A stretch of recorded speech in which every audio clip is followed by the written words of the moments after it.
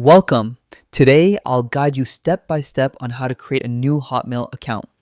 This process is simple and you'll have your account ready in just a few minutes. Open your web browser and go to the Outlook website.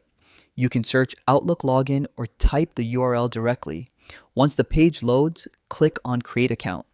This will take you to the registration page. Decide on your email address. This will be your main Hotmail account, so pick something memorable or professional. If your first choice isn't available, try slight variations until you find a unique address. Next, create a strong password.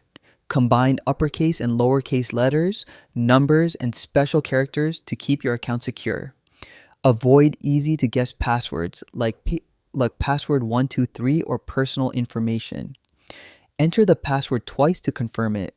Enter your first and last name accurately.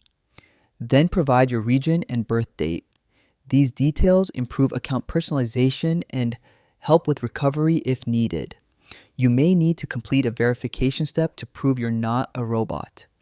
Usually this involves solving a simple puzzle or typing characters displayed on the screen. Take your time to ensure accuracy.